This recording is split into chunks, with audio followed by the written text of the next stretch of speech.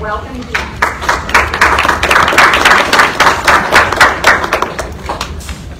Well, it's wonderful to be here. You have a beautiful state. I've enjoyed the trek through to get here today. Been here since Tuesday, and it's nice to be here. Oh, that's me. So what they didn't mention is my tie to veterans. So my father's grandfather was joined in the Air Force. My ex-husband now was in the Army. So I've been Army Air Force grad and a spouse. So I understand the life very well. And then for now, for the past 2 years, since July of 2020, I've been at the helm of the Farmer Veterans Coalition. Now, how many in this room have heard of the Farmer Veterans Coalition? Yay! So can the chapter members of the Washington FPC raise their hand? There. So if you want to join the local chapter, please get with them and get some information. I'm glad to put you to work. There's a lot of work to do. So we are the largest nonprofit. We were actually the first to bridge the veteran and the agricultural space. Our founder was Michael Roane. Some of you may know him. He's done a lot of work up in this area. And we provide, we're basically helping transition the 200,000 veterans a year out of the military into either careers in agriculture or helping them start their own farms or ranching operations. And there's a lot to do to make that happen. There's huge barriers to entry in the agricultural sector. We help with basically starting at the beginning, working on their resume, to go to the bank to ask for a loan. They need a resume, they need a business plan, they need a crop plan. They need to know your entrepreneurial skills. If you have any training that you've done. So we offer training, internships, apprenticeships, mentorships to all our veterans in all the states. We help with job placement. Lawrence is here today. He's going to talk to you a little bit about that after I've completed. And we offer our members, it's $0 to join Farmer Veteran Coalition. But we have a lot of benefits, so we offer one of them is your member discount benefits. And that actually helps reduce the cost for entry, especially the beekeepers. They get a lot of great discounts to help in that arena. We were founded in 2009 in Davis, California. We have 2 offices now. Woodland, which is right down the street from Davis, houses our grants and marketing and communication department. And Waco, which is our new home within the last month in Texas. And we have the program and ad inside there. So what do we look like? So we are increasing in the women front. We're up to 16%. Basically, our whole, we mirror the military in our demographics when we look at race and ethnicity and branches of service. So Army's #1, Navy, Air Force. We don't have Space Force up there yet, but that'll be coming. So about 59% of our membership, we're currently at 36,000 members, have some sort of service-connected disability. About 79% are post 9/11. And so we've had tremendous membership growth. Like I said, we're up to 36,000. Oops, I went too fast. Hold on. So one of the things that within our foundational program, which a lot of you can know about, is our fellowship fund. This year we gave away $500,000 to about 120 or so applications. So that we received about 500 applications. So we service about 1 in 3. So we're trying to constantly grow and get new funders for the fellowship program. So we can give out and have more veterans. And we basically help them buy whatever they need to take their operation to the next level. And we purchase everything from cow chutes to trailers trailers, to fencing, anything you need for cottage kitchen, for production. This is how you processing equipment. So you name it, we've bought it, and we use a lot of our funders that you see down here to help us. Wounded Warriors been new for the last 2 years. Kubota's been a long-time partner with us. They don't not only give to the fellowship fund, but they do our Gear to Give program as well. So we give out about 5 pieces of equipment. I'll talk about that in a minute. And of course, farm credit. You know, some of you hear from farm credit, so they are huge in helping us across the country. Not only do they help us financially, but we have about 27 chapters across the country, and they sit on our advisory panel boards. And when it comes to our fellowship funds, they are actually the reviewers, because they have to review the business plans and the crop budget. So they are very much supportive of our mission. So here's the Kubota Gear to Give program. It's the best week of my life when I get to my job, when I get to give away the equipment. So we get a lot of requests. We read through them. We try to match up the type of equipment Kubota's giving away to the needs of the farmer. And we've given away 36 pieces of equipment since 2015. So when people start farming, the first thing that they need to do is sell what they're growing. So they will start normally at the farm stand. They may move to a CSA. They'll always be in the farmers markets. And then we try to increase market access for them beyond that. To do that, we have our label, which is Homegrown by Heroes. This is the original Homegrown by Heroes, and then we added a lady right there. That's the new one. Last fall, we received 100% ownership of the label from the Kentucky Department of Ag, so we manage it now.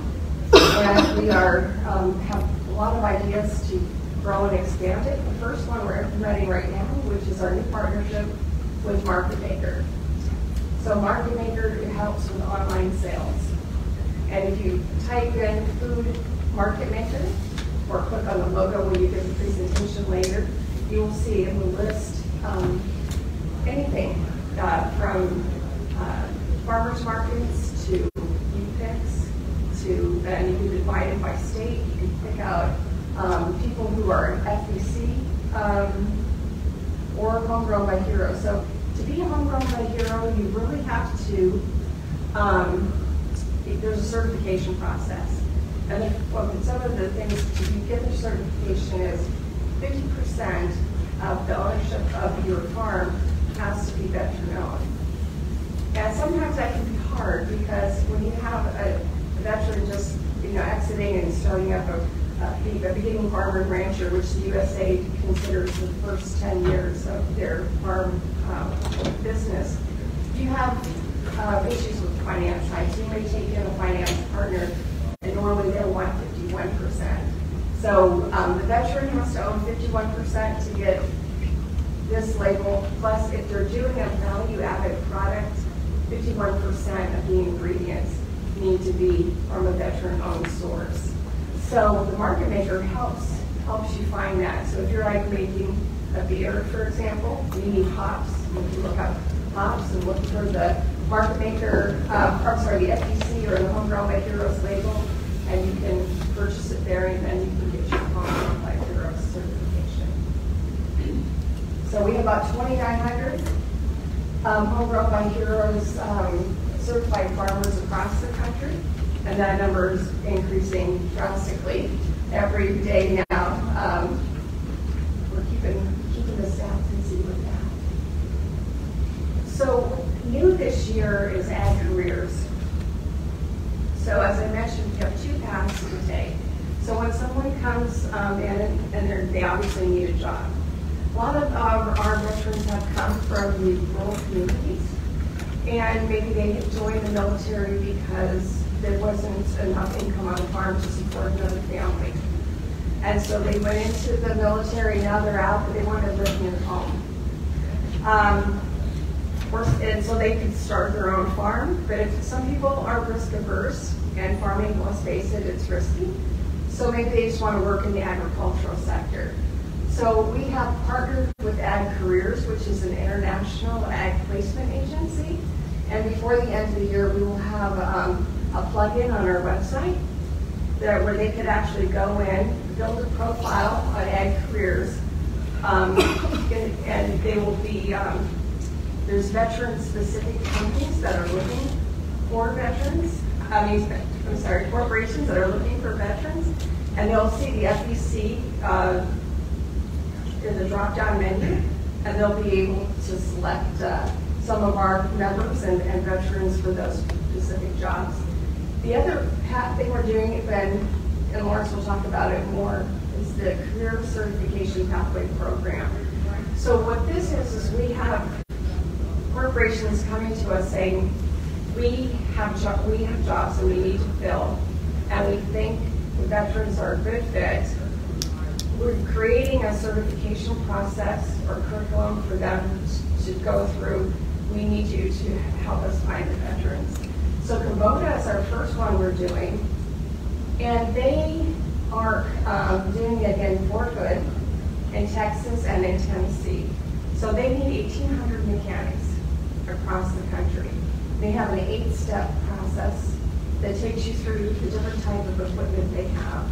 And then once you go through that process, then you can, they'll help you with job placement.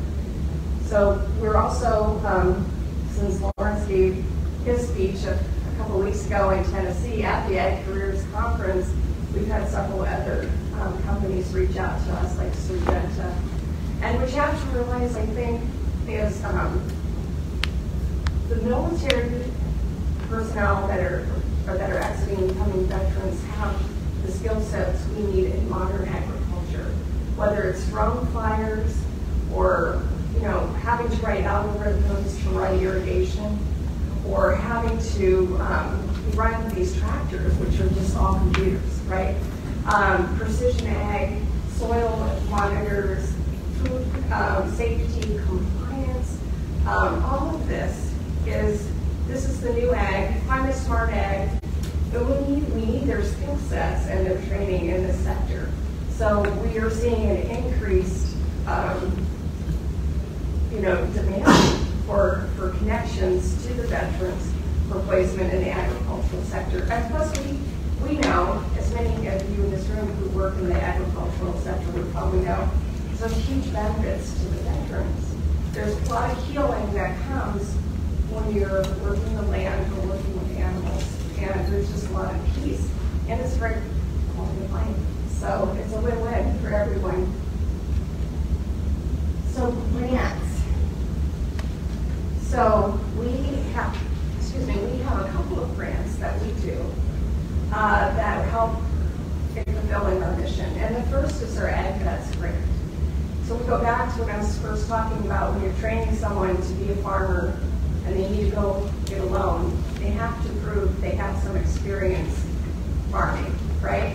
So having a training program is really key for when they step in front of that loan officer. And so we have the Etiquettes Grant again this year for the 2021-24. We've partnered with 4 different training programs throughout the country. One is in San Diego, that's Archie's Acres. They do vegetable production. One is Roane Institute up in Pennsylvania. They do a lot of organic multi-crops. We have Dairy Raisers Association, which is 11 states up in the north east.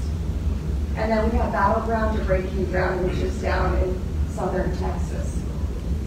And these are all great programs. They all do different things, attract different members, and we're looking to add more training programs as we move through this. Additionally, we are one of the 1006 cooperators or cooperative agreements that have come out under the American Rescue Plan that came out of COVID. And we basically are working, doing a lot of the same things that we do every day for our veterans, but we're making more of a concerted effort to reach out to underserved populations. And what this means for us is, in the ag world, there's a lot of minority and ag and minority veteran associations or commissions. And we're reaching out to them and making sure that, like our fellowship card application, they have it, and they're distributing it to their members so that we have a pool of applicants that are very diverse. So, and then we're also working with the Native American Agricultural Fund. If you go to their website, on their front page, they have a white paper called Rematching Native Food Economies. And they basically got hit really hard by COVID, and a lot of the USDA food boxes that were delivered to reservations were because they had didn't have access to food. So they want to make sure that doesn't happen again. They're really looking at getting into the distribution, or the cultivation, the processing, the manufacturing, distribution of food. So they have 10 hubs they want to build across the country. The first one, I think, is in the Oklahoma area, and the second one is up in this area. So I think you might be seeing more on that here in the future. State chapters. So we're sort of on the edge of flipping the page to a new chapter for Farmer Veteran Coalition.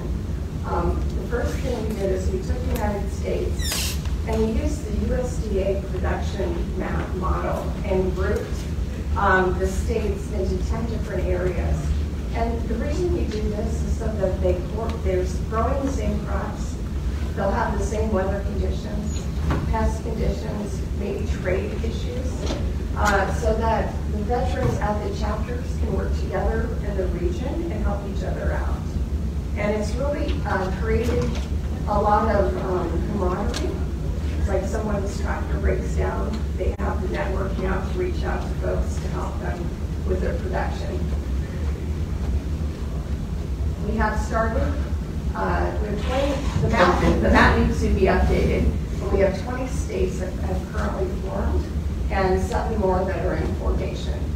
And the purpose of those is what I said is, taking down the regional, it's just getting it down to the local level.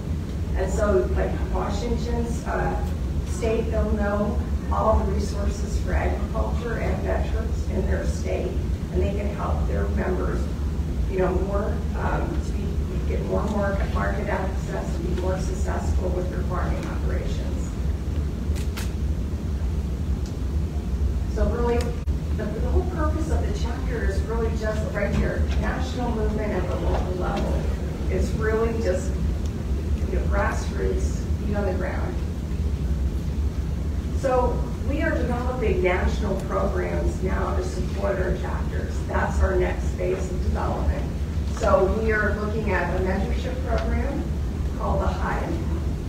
And that is really, just like any other mentorship program, is to put people together that are growing the same thing, whether it's in the same state or across the country, to help them when they have questions or they need a referral or they just need to talk to someone about an issue, whether it's markets or connections, career placement. Like I said, we're going to be rolling that out here this year. There'll be, I'm sure, new and exciting things we haven't even saw coming out of that, but we're looking forward to that. We have just submitted a grant for a pilot for a national training program for ourselves out of California called Boots to Bushels. And it's that particular program started in Maine. Some of you may have heard of that before, but we are customizing it, for us. And whereas some of our chapters may have their own training programs, some of the chapters are they're all going to be their own individual nonprofits, and we're going to be the parent, overseeing them for compliance. But they can have their own training program. Some have the means to have their own executive directors. Others are going to be 100% volunteer. So for those chapters that cannot have the capacity to create their own training program, we will do it, and they can use our program. We'll be setting up a volunteer program. It's amazing how many calls that we get Reach Across America, or there's a national disaster somewhere, and they want us to pitch in and volunteer. So we're really looking at getting a volunteer coordinator and getting that going. Market access is huge for us.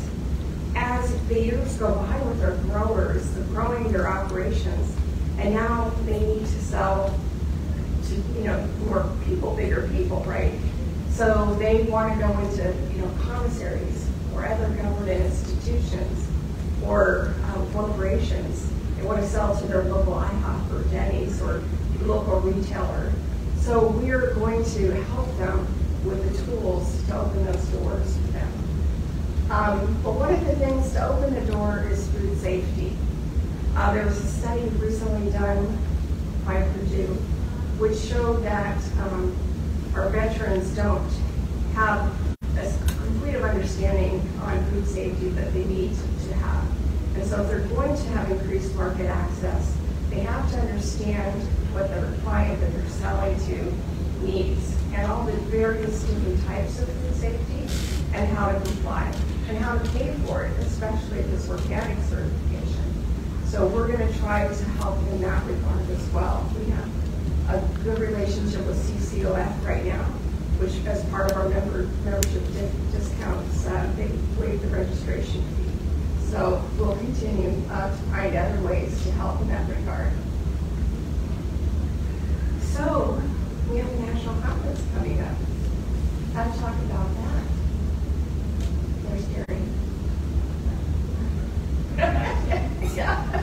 So every year we have our Stakeholder Conference, and it's wonderful because all the veterans from all across the United States that can't come together. This year it's going to be in Oklahoma City, November 13th through 15th, and we will be having some great programs with a little bit of Native American flair, I understand.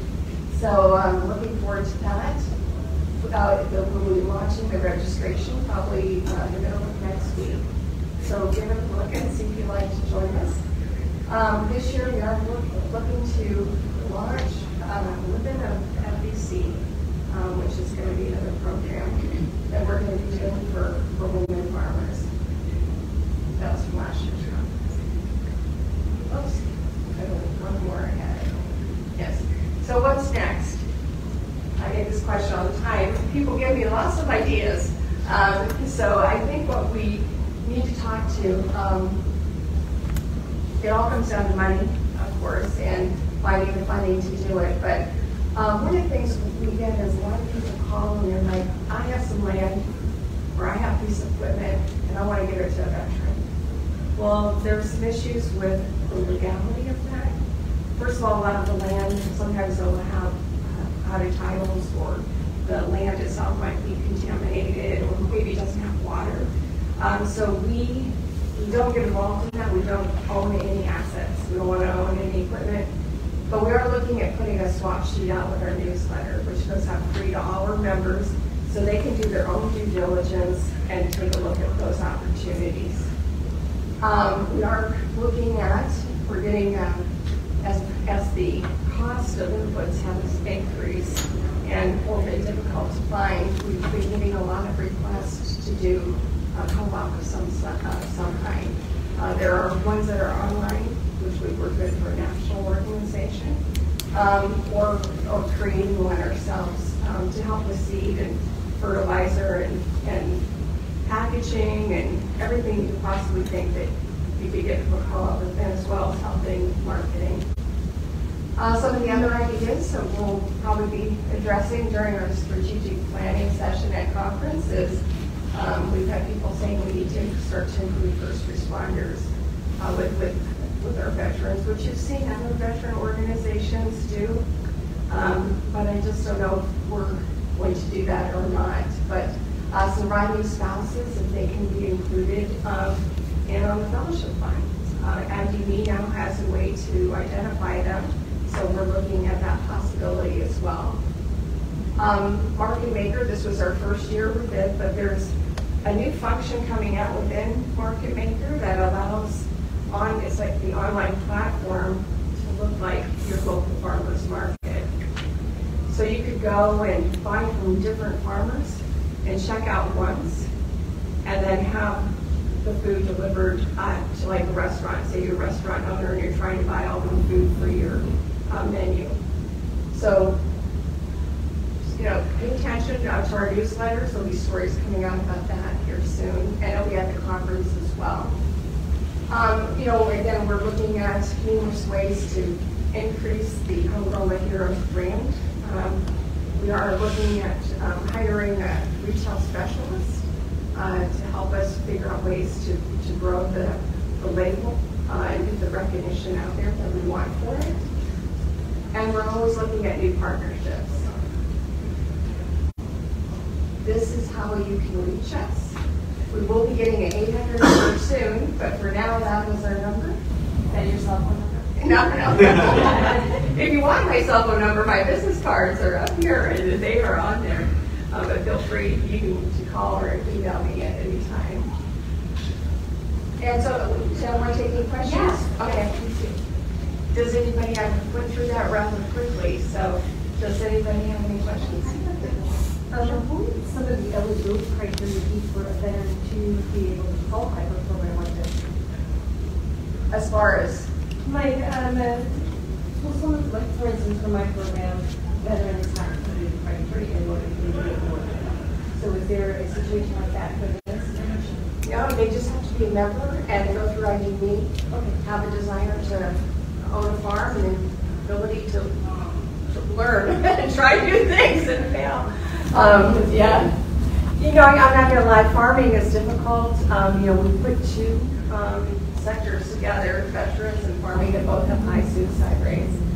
So that's one of the things it's always the background that we address. I know that doesn't answer your question, but you made me think of that. But,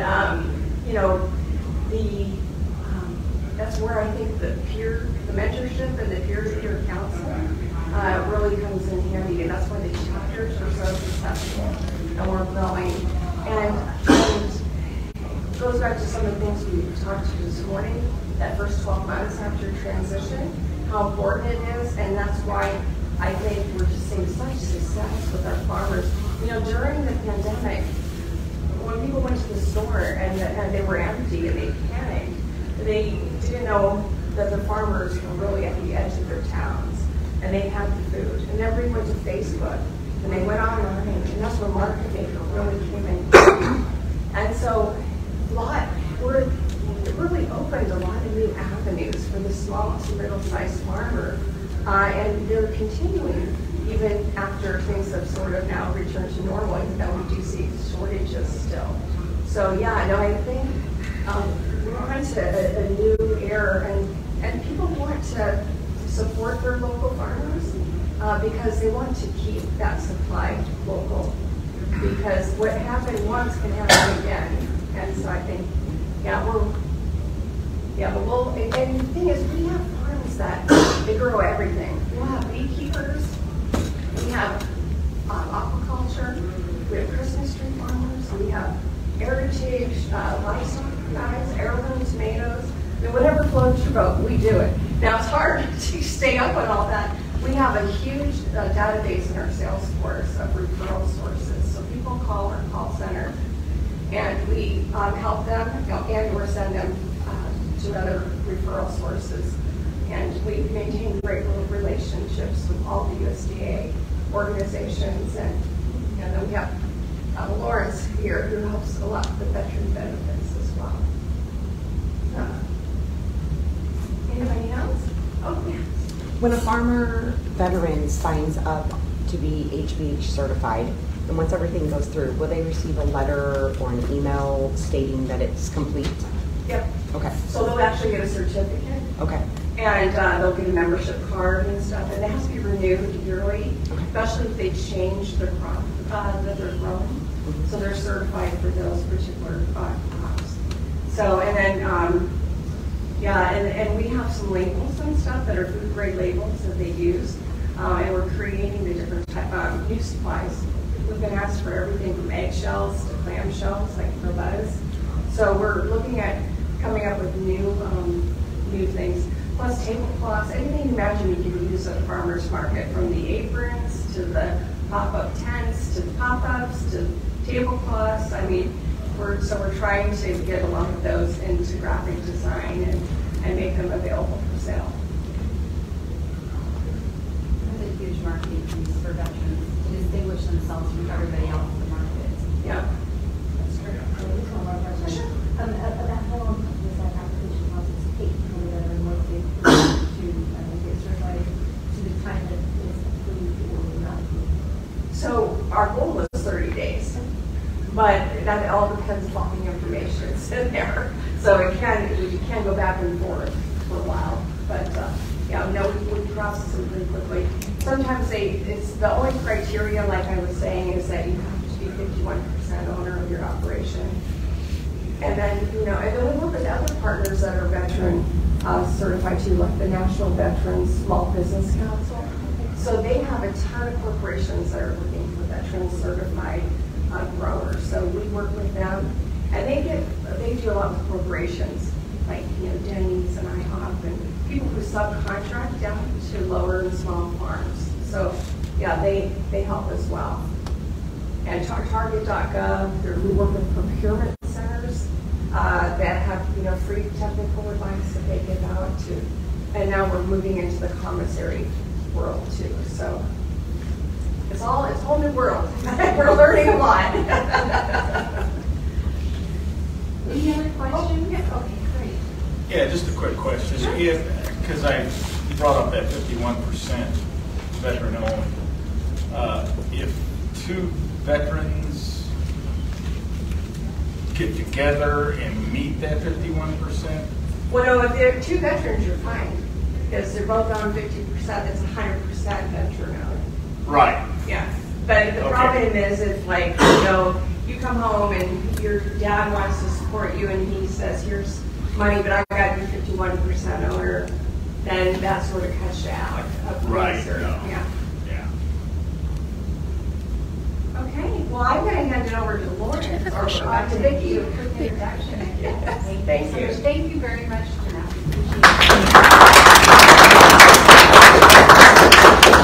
We're going to continue our discussion for a Veterans Pathway into Agriculture on this national front, and our next guest is Lawrence Roane. And Lawrence is a veteran of the Army, both during the Cold War and Gulf War eras, serving in field artillery as a forward observer, which included directing close air support. Today, Lawrence and his wife, Gisela, own and operate Roane's Farm and Retreat in Flaxville, Montana. This is where they operate a Veteran Solution Resource Center, providing firsthand insight into the journey of acquiring, establishing, and sustaining a veteran-owned, conservation-oriented, near and dear to my heart, organic practicing farm and ranch operation. At FEC, he serves as our project manager, which allows him to share his deep knowledge base on both veteran and agricultural fronts, particularly on the Etiquettes Grant that Jeanette spoke of, as well as other agricultural career-focused programs and initiatives. This includes a focus on addressing the unique journey of transitioning service members from active duty into farming, ranching, and agricultural career sector. And as I mentioned earlier, Lawrence, I got to work with the great state of Montana, and he really spearheaded the effort, making Montana one of the newest chapters of the Farmer Veteran Coalition. So we're really excited about that too. So welcome, Lawrence Roane.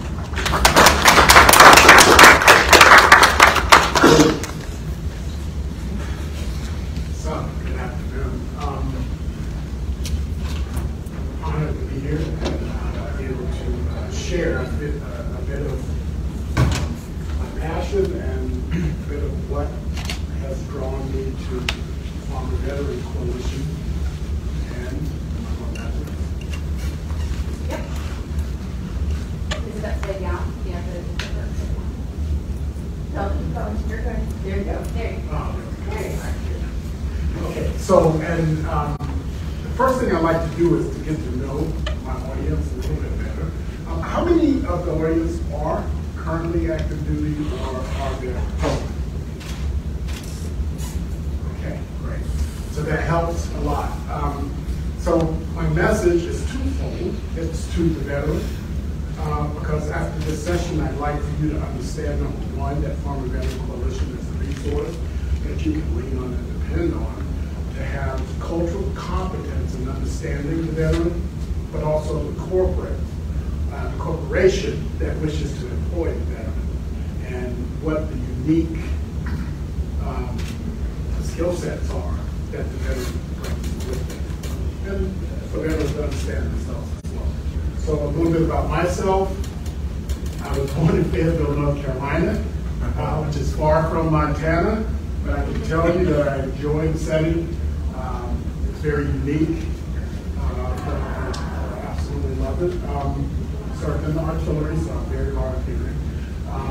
And I've been farming. I'm a beginner farmer, and I'm approaching the end of that beginner farming era. So 2014, 2024, we will be seasoned farmers, and looking forward to that transition as well. I'm an appointee to the Secretary of the VA as in vocational rehabilitation. So I really cherish that appointment because I get to take our challenges and our needs straight to Washington, D.C. I'm an Office of General Counsel, accredited veterans advocate, so I know benefits. It's a VSO, but I'm independently accredited because I think we need to know what we're eligible for, what we earned, and how we can access it. And then the subject matter expert on all things veteran earned benefits and transitioning from active duty to the farm and ranch. Been there, done it from scratch. So I think that is what each and every veteran wants to know. How do I do this? Well, and I'd like to be that reference and our organizational go-to person to help individuals or corporations navigate that. All right. Veteran attributes. So veterans, these are your attributes. Know your value. Corporations respect and value the veteran when they come in front of you. I'm going to tell you a little bit about that. What we've observed, and I say me over the last 15 years since I've engaged in this activity, is that the value of the veteran, there are some tangible things that you can observe. Possible health care benefits provided by the VA. Every veteran has an opportunity to access health care benefits, but they have to reach out to acquire them. So those benefits come with it, and when you go to an employer, that can be a potential benefit because in earnings, where an employer may not have to focus some of the investment that they make in you on your health care. The next thing is the certification from service to country in individual military occupation specialties that enhance or increase the corporation's intellectual value inventory. So if I come and I'm going into mid-level management and I was in service and I have leadership training, I have far more trained experience in leadership that adds to the intellectual property of the leadership team of that corporation. Wow, and you're like, well how do we know that? That's coming out. Next thing is the possible continuing education funding as a result of benefits earned. So if I'm a service-connected veteran and understanding what service connection means, that means that some injury or illness that I acquired while in service will impact me for the rest of my life, and then I'm assessed to a certain percentage. I am a service-connected disabled veteran at 70%. So that means I've got a couple of issues. Your benefits, you earn through that. One of them is vocational rehabilitation. So if I'm a junior level leader in a corporation and I'm at 30% service connected, and my employer says, you know, you really could make the next level if you had leadership training, you say, well, you know, I can contact the vocational rehabilitation counselor and get that training, and it won't be of any cost to the employer. They just have to provide you the time to do that. How huge is that, right? So then, why the veteran fits in farming and ranching and agriculture professions. This is what I've observed. What is the value of the veteran? The 9 categories. Mission-oriented mindset, right? I mean, that need I say more about what that means? That means that it's not a 9 to 5. It's what is the task and what do I have to do to complete it, and I don't stop until it's completed. Right? Failure is not an option.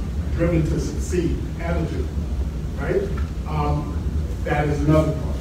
Structure-oriented task execution. Right? We look for structure. We want to know how we need to get there and how you expect it to be done. Discipline, adherence to established protocol, for the most part, right? But that is the orientation part of the veteran and how they look at things and what needs to be done. A toolbox of skill sets that are unrivaled in the civilian setting. I served 11 years, 4 months, and 27 days in the United States Army. While I was in service, I was tasked and assigned 6 different skill sets of jobs and trained in it, right? And led in it. And they continue to help me over 30 years after leaving the service, right? So you don't know that, and you got to understand that with this person or individuals in front of you, that they have these skill sets. Who would guess that I am a proficient German linguist? DLI graduate, right? Proficient in German. So, an example of, a skill set that I have in my toolbox that you wouldn't think I had, right? Huh? Yeah. All right, so the veteran service member culture, understanding the culture, cultural competence. If you're a corporation and you're saying you want veterans and you want to nurture veterans in your setting, then you need to have cultural competence about how to do that. Understand who the veteran is, how they are put together, and how they unravel too, so you can identify that early. Know the services and the differences in their missions. Air Force, Army, Navy, Marines, SpaceX, and Coast Guard, right? All right. And any Marines in the room? Someone tell you a secret, right?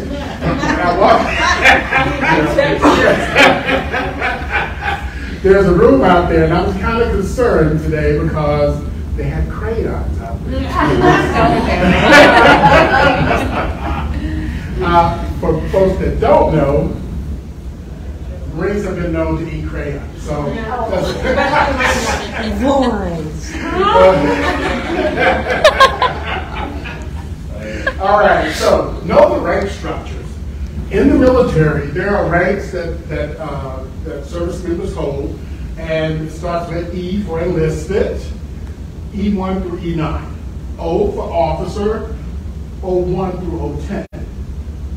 Warrant officer, W1 to W5. Know what that means. If you have a corporation and you pride yourself on having veterans and you don't know that, you need some cultural competency training in your corporation so that you can truly walk the walk. All right? Understand the difference between active duty, reserve, state militia, which is the Guard, and the state employee responsibilities for each relationship, because there are many.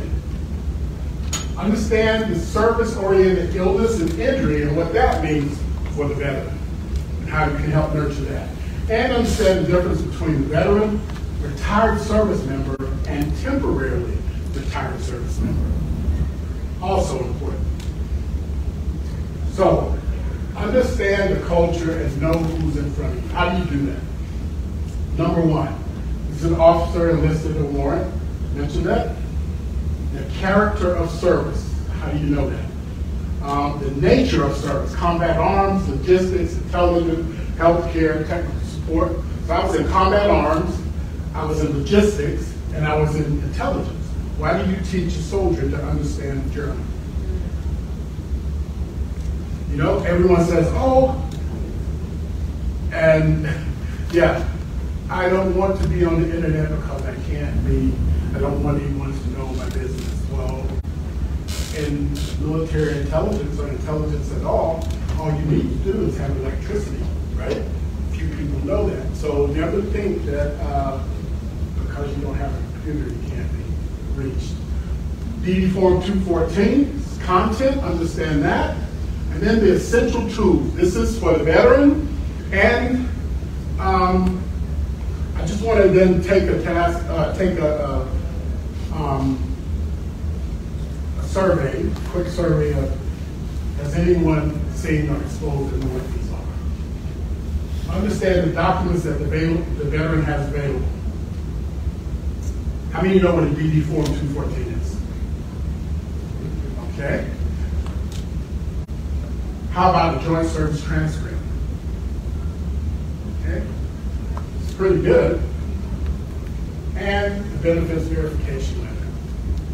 All right. So those numbers diminish or decrease as we went through each.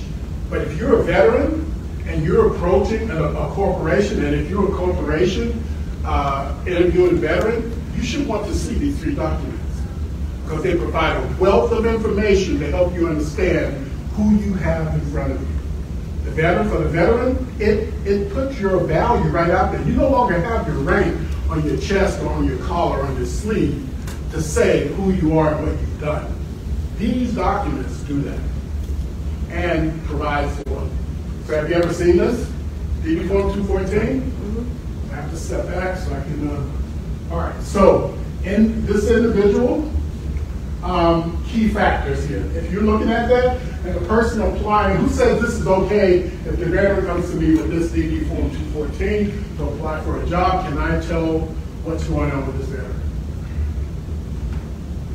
Would you say, yeah, we're good? Or we need more? More. Yeah. What's missing, if anything? Character of service is missing. Okay. So, very good. Character of service is missing. So this veteran, if the veteran brings me this, they're not providing me with their character of service of why they were actually separated from service. So this, however, provides that character of service. There's a separation code, there's a reentry code, and then locally opposed bar to reenlistment. Is that good or bad? Huh? It's good you have the information, but it limits what their access is. Yeah, so that RE3 code tells you that he's good to go or she's good to go, the KGF. So these are cultural competencies that if you're dealing with veterans, you need to have someone on your team or an organization you can go to help you translate and understand the investment you're about to make as a corporation. You, the veteran, you need to know what you got on, what you're giving the corporation when you go. So that's the DD Form 214. Then we have the joint service transcripts that provide you with information that's broken down. You get the first page, and it tells you all of the different codes. All right? This is what it looks like. It breaks down everything into all the military training, into specific college level semesters. Right? You see that? All the way up to the graduate level, you get these. All right? So I put this together so that you could be able to access it and go through it and refer to it so that you have it as a tool to be able to, oh, wow, you know what, that guy from Former Veteran Coalition, let me talk to him or their team and see can we get more information on this and help us understand if we want to get better. This is the summary of that document as well. The same thing, and there are your upper level management skills and training and leadership. This is the letter of verification of benefits for the veteran. So you can see that that also helps you as an employer say, oh, well, maybe well, I don't have to worry as much about losing that guy or girl if I can provide a culture that is conducive to them being nurtured in our setting. And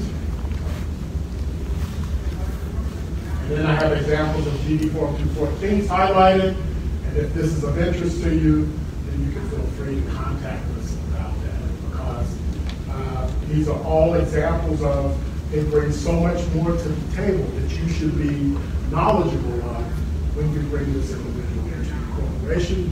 And the veteran, they are huge tools to providing your value in a tangible way to your future employer, potential employer.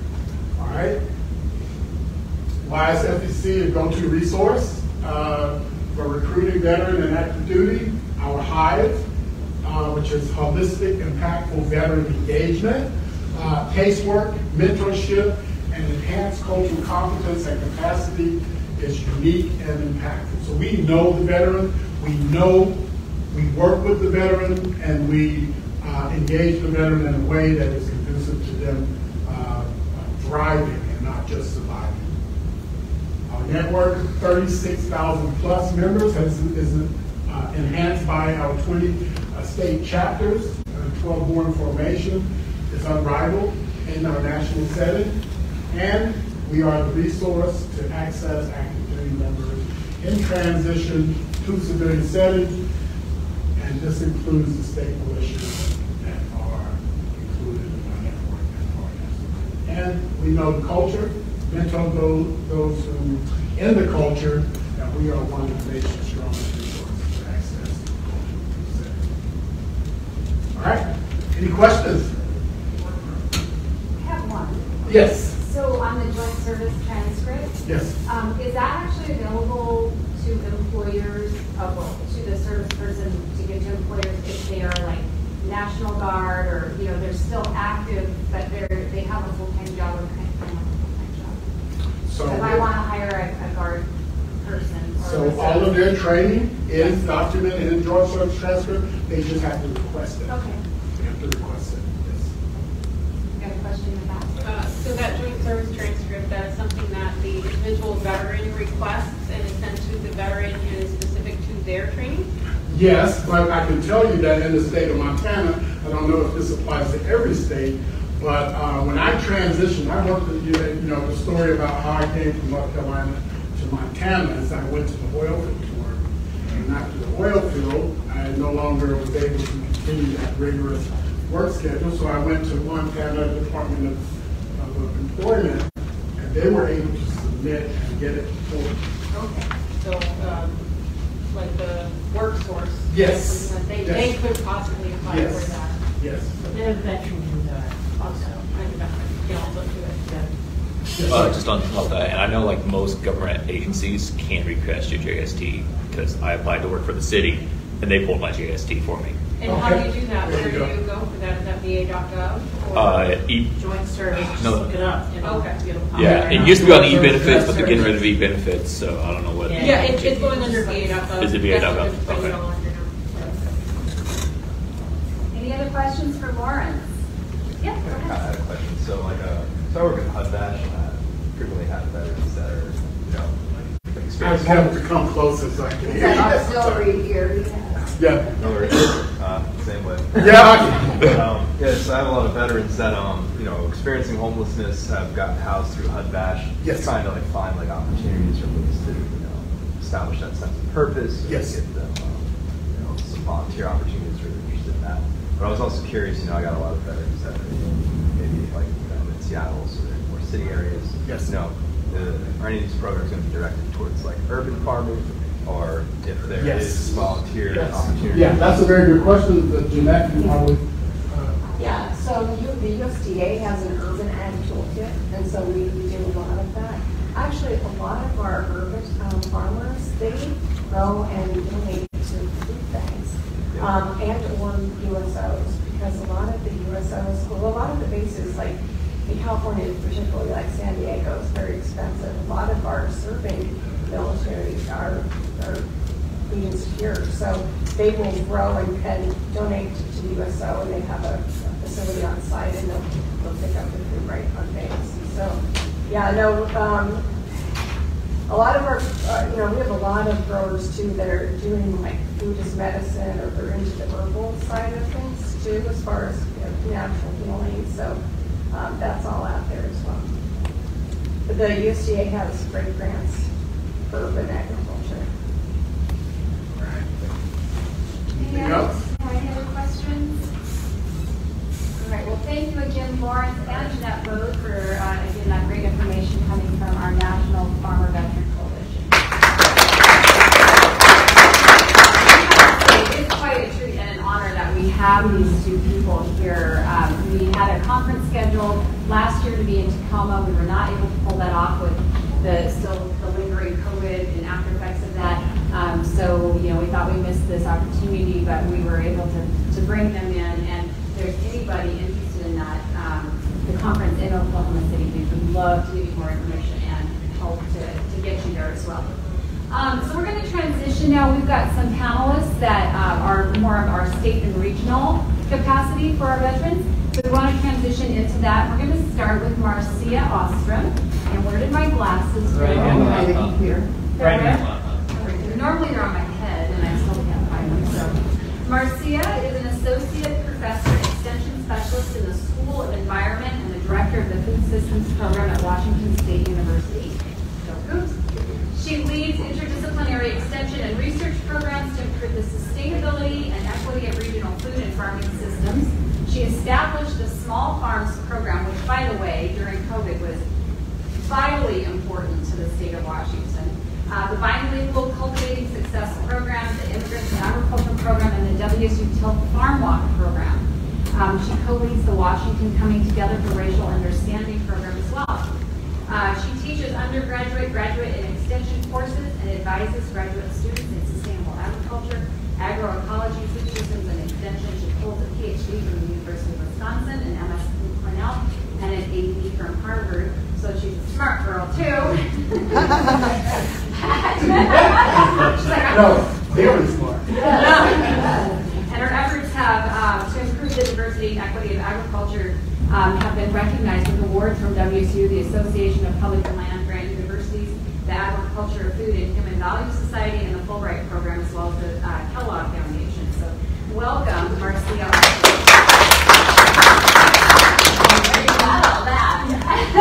We dug it up on the internet. So which one is the one on the right, right? Yes. Okay. Yeah. Well, hello and good afternoon to everyone. And I thank you to KenFam for inviting me to this very important panel here today to share information about our Cultivating Success program. I'm going to try to stick to my notes so I can see on time. Whoops. But I went ahead. Okay, so our Cultivating Success program is a statewide program that I started back in 2002 together with the University of Idaho Extension and a nonprofit called Rural Roots. Since that time, we have graduated around 5,000 continuing education students in Washington State. I don't know about Idaho. And we have followed some sort of key tenets throughout this program from its founding. And the very first thing is that this is a farmer-to-farmer mentoring program. We have farmers in our classroom all the time and students out on farms. So we try to have that reciprocal relationship with successful local farmers. It's a community-based program. We follow participatory and engaged educational approaches that are geared towards your particular community.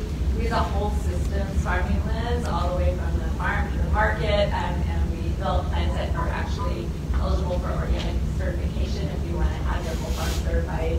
These are small farms focused programs, and we aim to connect people with each other, with other farmers, and with long-term farming resources.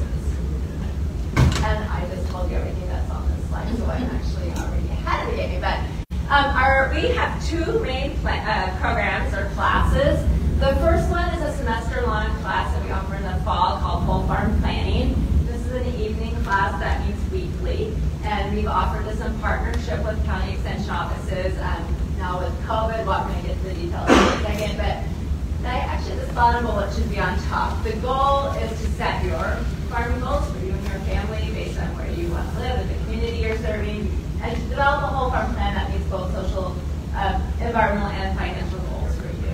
And once you have that, then we can let you understand what the necessary components are to be sustainable with your farm or ranch, and also to be exposed to a variety of farming types of farming enterprises that can be successful in your area and that have been successful, and then to learn how to assess the feasibility of a farm plan and a farm goal, and then lastly to gain the community relationships and relationships with other farmers and service providers that can keep you sustainable over the long term.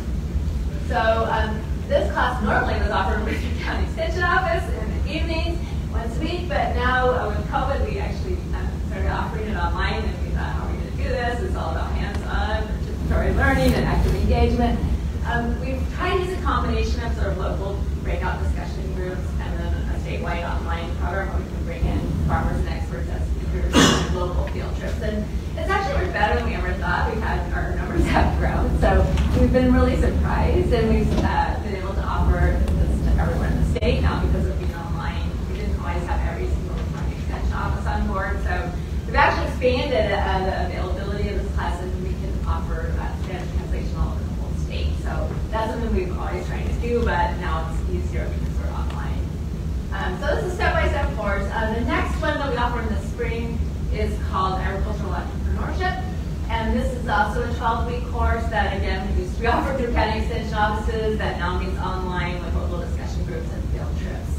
And again, we have this also in Spanish. And the goal of this class is to come out with a business and marketing plan that's bankable, that can help you. This is actually certified by FSA to help you get a farm loan, and also set you up with available resources and help you understand rules and regulations. So, what have been the outcomes of this program? I'm going to focus just on this past. We have a lot of data from a lot of years, but I just wanted to say a few things about this past year because we've been sponsored by the Washington State Department of Veterans Affairs. And so this past year, we've had 30 scholarships given out to our whole farm planning class.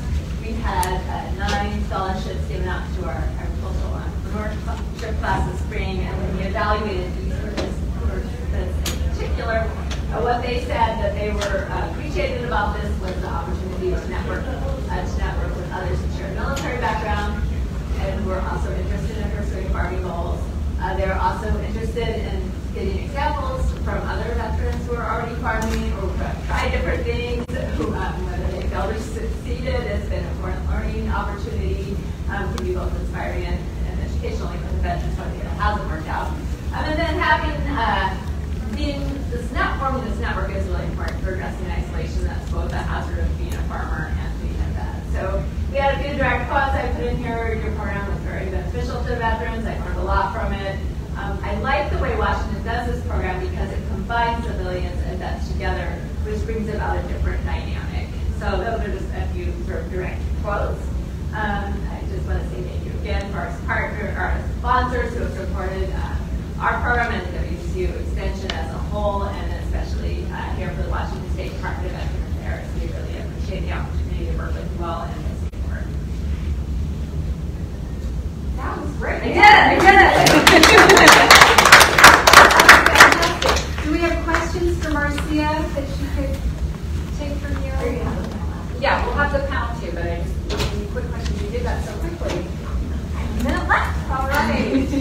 Okay. Our next 3 speakers, as they come up, I'll introduce them individually, but they're all board members of what Jeanette talked about as the state chapters of the Farmer Veteran Coalition. And so with you today, we have actually 4 of your state of Washington Farmer Veteran Coalition chapter board members, myself included, and then, as I said, the next 3 speakers. So I'll introduce them individually. Kind of the clicker there.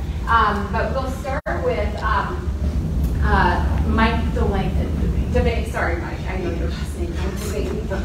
Well, he is pinch hitting right now. We had another speaker. Roane was supposed to be with us, but unfortunately was not able to make it. So Mike serves as the current president of the state chapter. He's passionate about his fellow veterans and about creating sustainable and regenerative farming practices.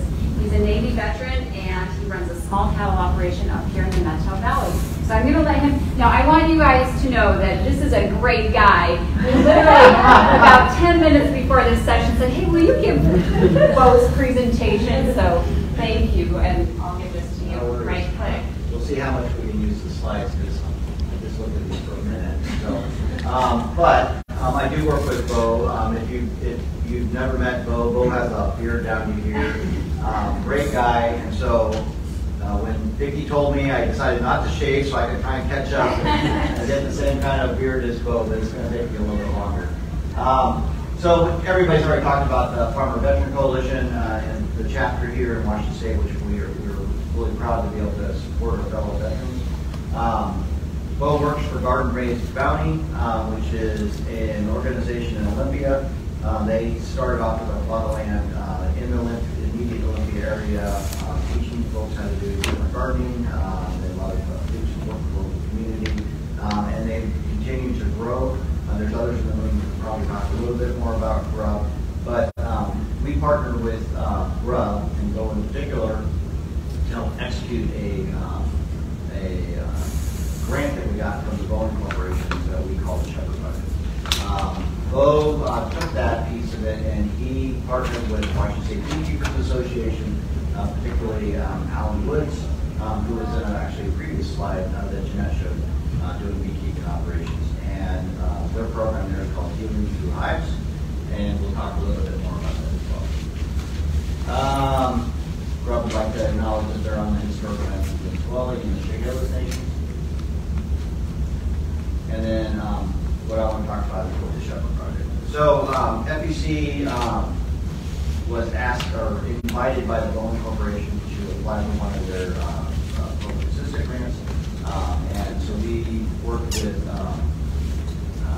GRUB and with the previous guy at the CDA, Jason Hollis, somebody you might know, and we crafted a program which was really designed around two different things. The central focus was to really help veterans who want to transition into farming and not just keep pointing to the different places that they could go to get the help, but actually spend 18 months with them. And I'm going to use the term holding their hand, but working with them directly and helping guide them through all the myriad of things that you need to do to start farming. Whether it's the things that Marcia talked about in terms of developing business plans and what it is you want, what are the goals for your farm and for your family, but then lining them through all the resources, you use the different training workshops, as well as getting maybe certifications that you may need, and then working with other partners to try to identify land and other resources. The way that we chose to do this and execute it was to spend the funds on approximately 4 to 6 veterans, ideally targeted both in Olympia or in the Puget Sound area. You have to be in Olympia. And then we hope to do it in Spokane as well. We had a few hiccups during COVID because also the Spokane side, but we hope to rectify that. So the Shuttle Project was really it's a 3-year project. We did get a renewal from Boeing just actually last week. We got notified that we got for phase 2, so we're really happy for that. We brought on an additional partner, and I'm not sure Sean's not here in the room, but we brought on growing veterans who will be an additional partner in the coming year for phase 2. But I want to stick with just where we're at now. The 3-year project really is taking veterans in the immediate Olympia area and working with them on developing them to become professional beekeepers from start to finish. And that's where the collaboration with Alan Woods has to do operation. We hope to expand this further to other places besides Spokane, but also other locations in the Sound area as well. Selects veterans, we'll match them with some mentors, and those are mostly located in the Healing Through Hives program. And then, and then working through training, certification, getting through workshops, and getting involved in the other component which I failed to mention was, we originally started this office as trying to get new veterans lined up through the whole 18-month process. But part of that takes having a mentor, having somebody who can really sit down and work with you daily. So we've also launched a program to develop a mentorship program. Basically starting out with the database, identifying who the mentors are, and then who you mentor in team. That's currently in development, and we'll have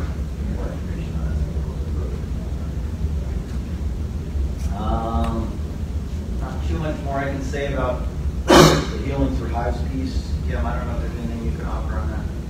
Okay. Only because this is like those part of the gig.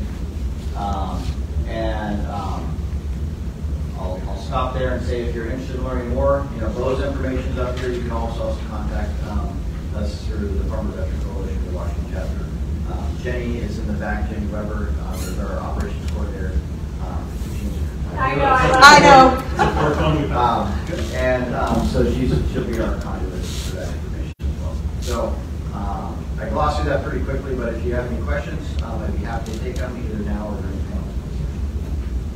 Super quick, if you are a member of Farmer Veterans Coalition, you probably got an email from me, and it was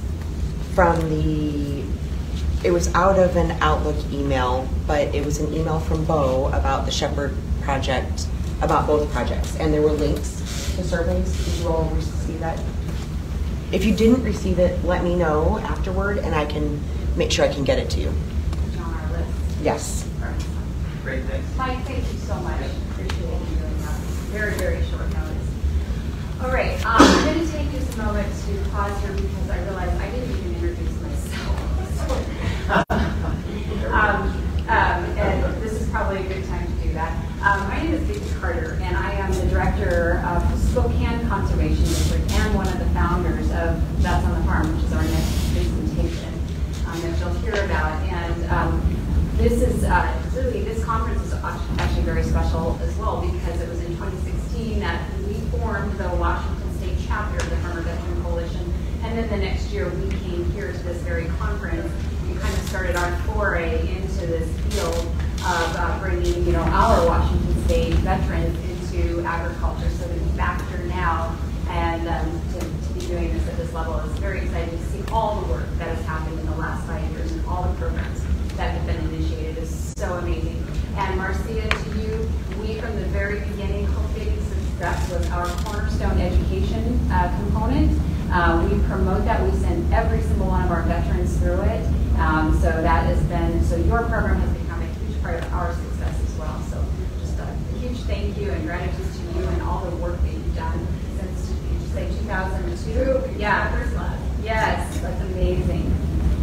So our next speaker is Grant Weber. He is the farm manager at On the Farm in Spokane. He grew up in the wheat field of Rippsville, Washington, and then went on to a 21 career in the United States Air Force. And in his words, the world's greatest Air Force. After retirement, he came to a meeting where I was speaking, and as he says, he got trapped in the web. But he and Jenny have been with us for the last, going on 6 years, well, finishing up 5 years, yes, where he's passionate about bringing nutritionally dense produce to the local community and helping our veterans find their way into agriculture. Grant, I'll give you the clicker and take it away. Thank you. I don't have as many titles or letters behind mine as Marcia, but I do have a degree in WTF, so we can get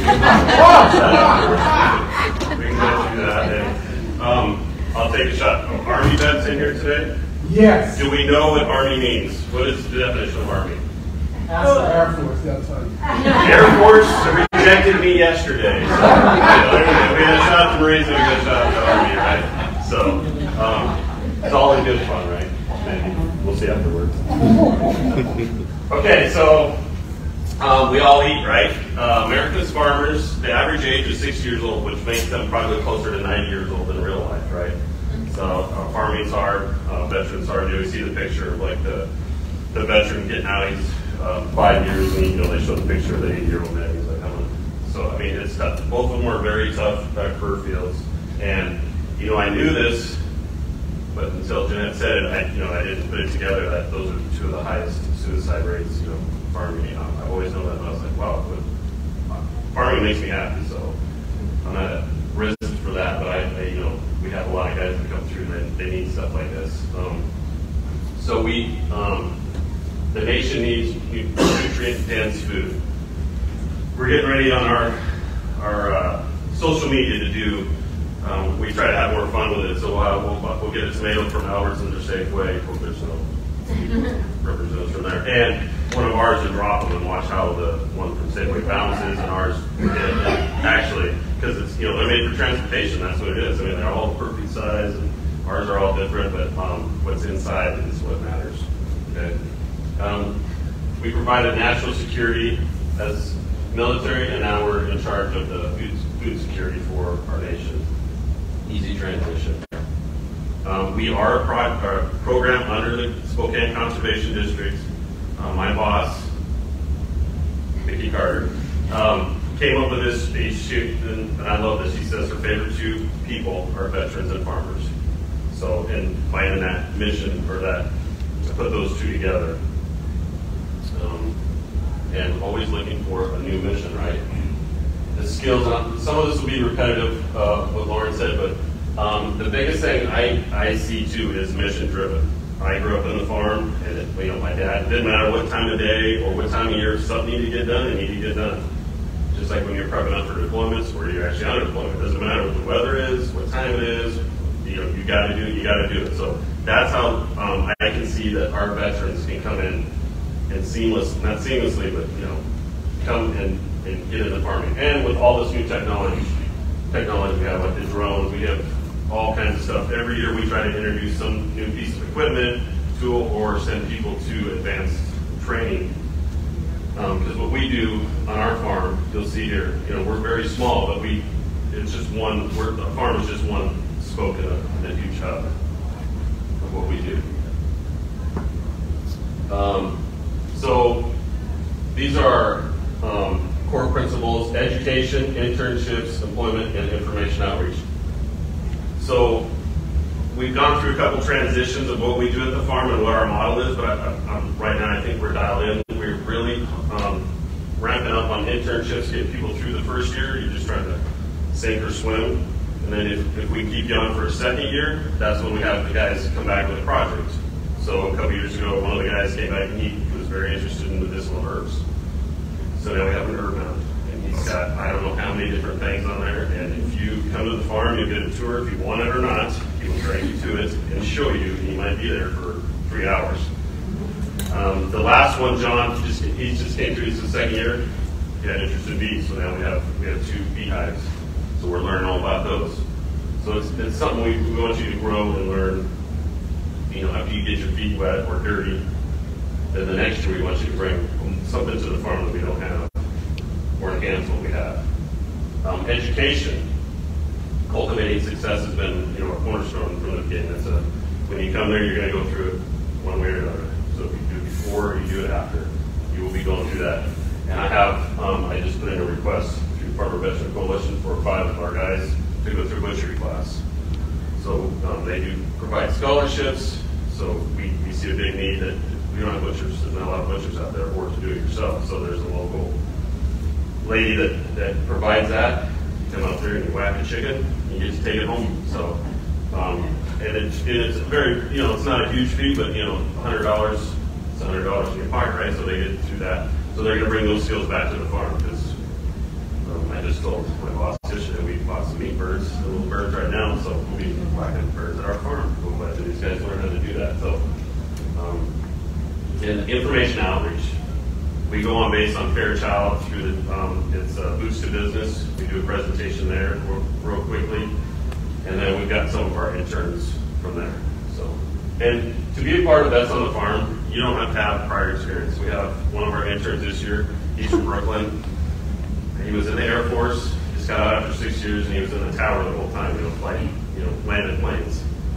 I don't think he ever used a DeWalt drill in his life until he came to the farm. Well, actually, I know he didn't, because I watched him. Whoever taught him should not have. But he's come a long ways from that beginning to where he's at now. So he has an interest in growing his own food. He's taken classes down at WSU Extension into U of I. And he's shared sheep and all kinds of stuff.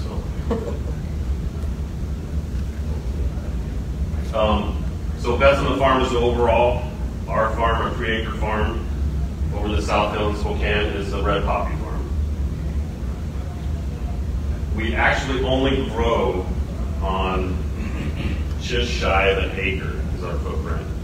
We have, you know, we have a house on site, and we also have our birds and stuff. But so what we do is it's the market gardening.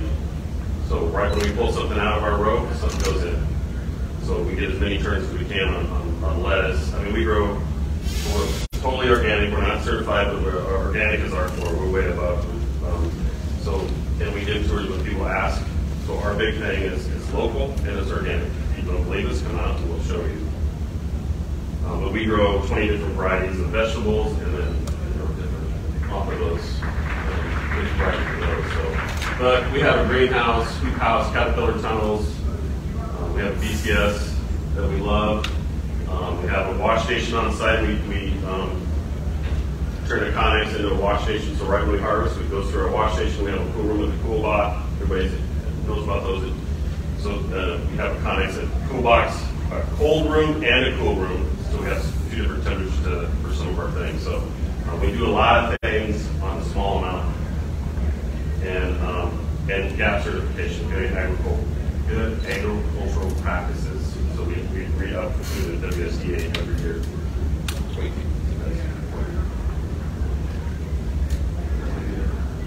Here we are. And we have a refrigerated truck named Big Dina.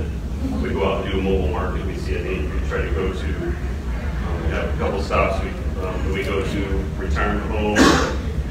It's usually big businesses like America and their headquarters. We go there and set up. The guys just actually texted me and they just had left there. And then we go to Shuttle Park Library where it's great there because we have a lot of kids come in. We can teach the kids what's good. Most kids haven't eaten vegetable or tomatoes, so give them that. And it's kind of a food desert. So we take WIC, EBT, and all that stuff to help out help to spread the good word and the good food. I think that's it. Good. All right, thank you. Great, we have one last presenter, last but not least. Again, I mentioned one of our newest board members to the FEC chapter.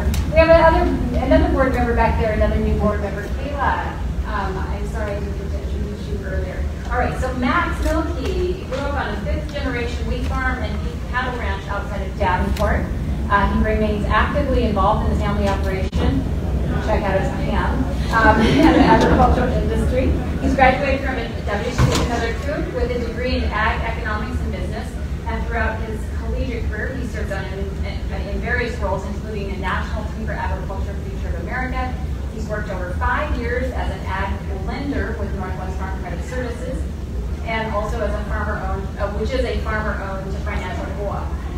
As a relationship manager based out of Wenatchee, he leads the region's Ag Vision program to help young beginning and small producers in agriculture. They're hosting a conference September 28th and 29th in Coeur d'Alene, Idaho, coming up. And again, currently serving with us on our chapter. So welcome, Matt. I'll try to be pretty brief on this, given the time here. But hopefully I can introduce you about farm credit here, what we do, and primarily focusing on ag vision. That'd be probably the most pertinent information for farmer veterans, those who need to get into agriculture. Northwest Farm Credit, we were established in 1960 with the Farm Credit Act. We're a farmer member co-op. It's super important what we do so farmers are thriving our everyday decisions. I'm based out of the Wenatchee branch here. I oversee kind of all of Okanagan, Douglas, Land, and other surrounding areas. I also work in Western Washington. This next slide should show kind of our local branches. We're headquartered out of Spokane. But yeah, about 18,000 customer members of farmers. So we have a pretty big presence in the agricultural field. Again, directors, those are farmers, local advisors, farmers that are helping connect us to the boots on the ground. These are kind of our overall customers that we serve. So farmers, ranchers, fishermen, forest products, and then also rural homeowners. And also cooperatives, so local cooperatives, grain cooperatives. The rural homeowners, that's our country home loan program. That's something that's really been a growing area. And our mission is to serve, the agricultural industry and further promote rural America. So that'd be a big piece of our mission there. I work on the ag lending side of things and ag vision specifically. But what do? Real estate financing, so ag loans, buying some dirt. operating lines of credit, to finance that crop and put it in the ground, equipment financing, livestock, and then again, those country home loans that I mentioned. We also do a recreational loan, just through that country home loan program, so nothing to do with living in the country, but in the recreational purposes there. It's a new product that we just rolled out this year. What makes us unique? We're chartered, we're a GSE, government-sponsored enterprise, so we have strict guidelines in what realm we can lend in. So we're in agriculture, food and fiber. We're not going anywhere. We have restrictions on what we can lend on. Even managed your commodity cycles, where we understand agriculture as a cyclical cycle. Trust advisor, we try to add value to our customers who knows what we need in agriculture to help them along. I grew up on a family farm, as Vicki mentioned. I try to look at it as my parents' operation. How can I help this person? Just like it was my own farm. Co-op structure, very important. We give back patronage.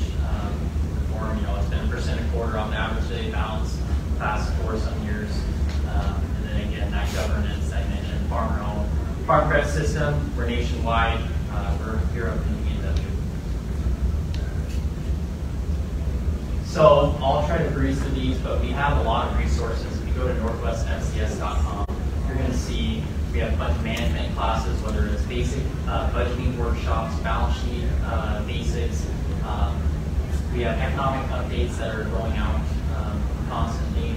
Industry insights, we do quarterly snapshots for specific industries, whether it's the apple industry, dairy, any sort of those, markets, including forest products, but primarily the main commodity groups. So I think we have about 12 different industry insights that we launch on. Then family business resources for family succession planning. We have a lot of resources there as well. Rural community grants. This is something everybody should be aware of. We have funds available out there that we're trying to help promote rural America.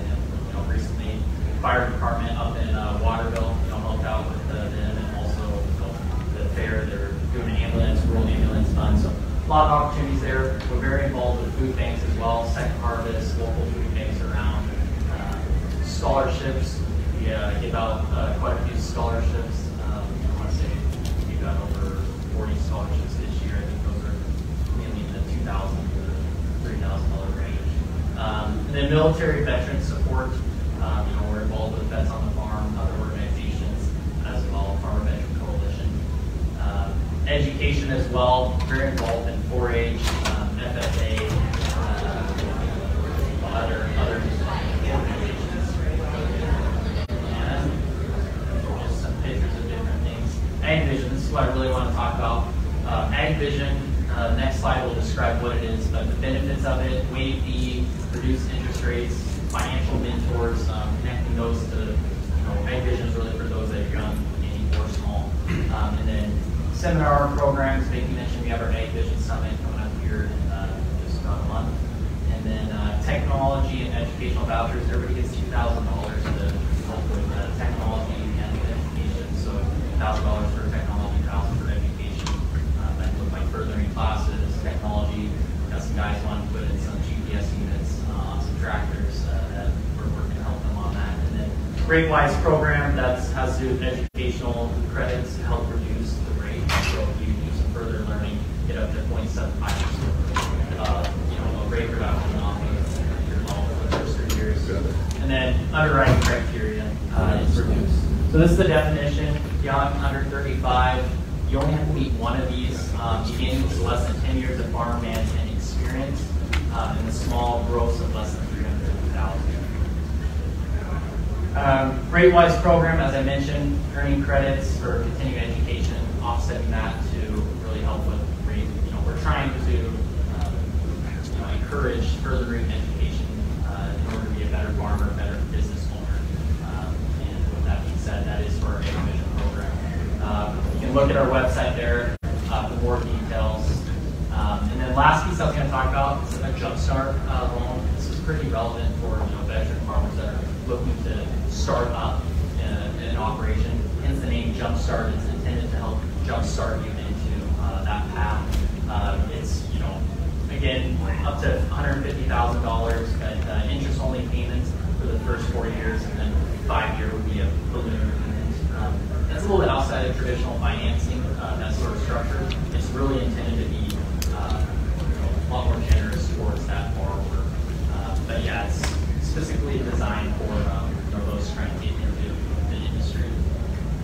So I think other thing, we work with the FSA, which is Farm Service Agency. That's different than Farm Credit, but they have their direct ownership loans, joint financing with us that we'll work on, and then FSA guarantees to some of those loans were kind of need that guarantee of the 95% to ensure our comfortability on our end to help those that don't really have the collateral to pledge. And then Aggie bond loans, that's also an opportunity there for the Watch State Housing Commission there. So that should be it. There's my contact info and that cards up here for me. So. I'm so sorry for cutting you short. No, that's great. More than anything, I want to be a resource. It's mainly a case-by-case basis, so feel free to